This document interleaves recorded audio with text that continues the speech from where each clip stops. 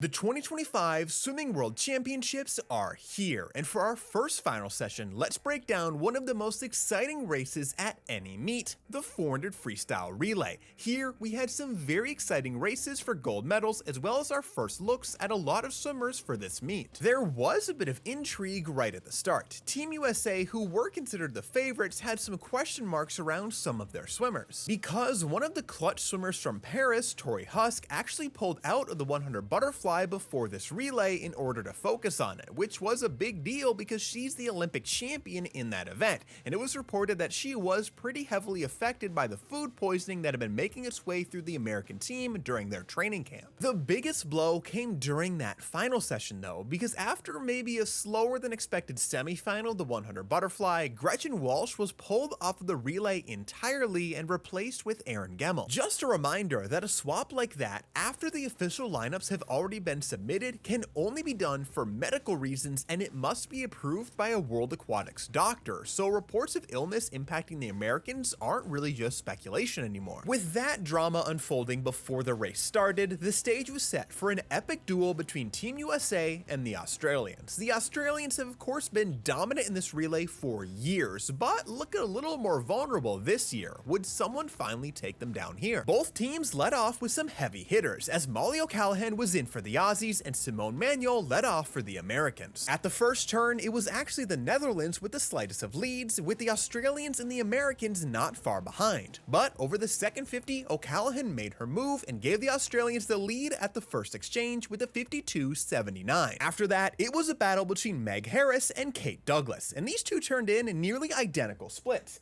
51.87 for Harris and 51.90 for Douglas, as Harris was able to slightly extend that Australian lead. Taking over from Douglas would be the last minute addition to the relay, Erin Gemmel, and she had a pretty speedy split of 53.17, but did lose some ground to Australian Mila Jansen. At the final exchange, it would be Tori Husk looking to make a move. Husk blasted off on the first 50, flipping in a blistering 24.7 to give the American relay their first lead of the race. But the Australian anchor Olivia Wunsch made her move on the second 50, outsplitting Husk down the final stretch to touch first and win gold for Australia. Team USA easily hangs on for the silver medal, and Marit Steenbergen actually produces the fastest split of the entire field to move the Netherlands from 8th to 3rd. That is something that easily could have been missed in the race for gold, but that is just incredible. Looking at the splits from the relay, we can see that this was a really tight race between Australia and the United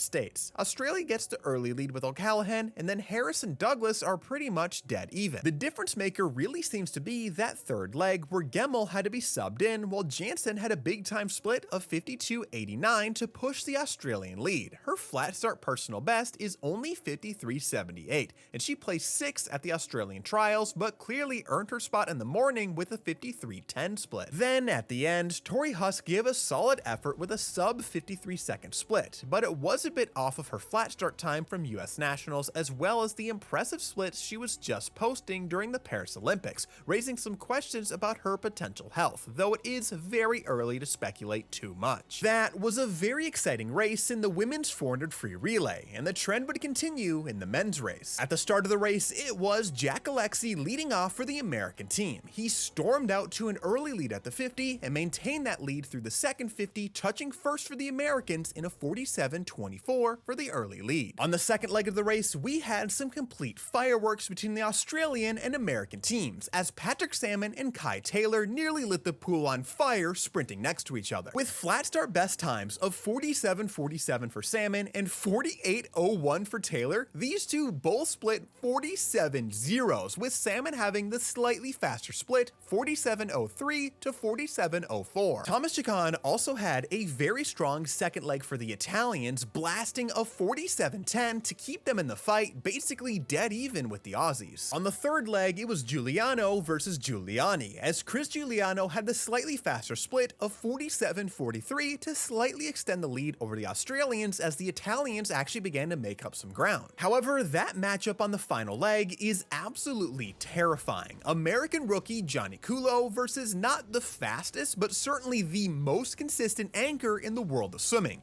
Kyle Chalmers. It's nearly certain that Kyle Chalmers is going to split under 47 seconds on this leg, so would that American lead of 0.74 seconds be enough to hold him off? At the final turn, Chalmers had already bit a serious chunk out of that lead, and he's known to be a back half swimmer, and over the final 50, he absolutely chewed through that lead and then began extending it, touching first for another gold medal for the Aussies. With a time of 3:08.97, that is a new championship record and a new Australian record as well. Down the final stretch, Frigo Manuel had a huge split for the Italians to outtouch the Americans for the silver medal. Kyle Chalmers split a blistering 46.53 to produce the fastest split of the entire field, and he was actually the only one to outsplit his matchup against the American team. The Italians, for their part, were very solid all around. They stayed in the mix right from the start and then slowly caught up down the home stretch. Now, there is another swimmer that I haven't mentioned yet that you might be expecting me to.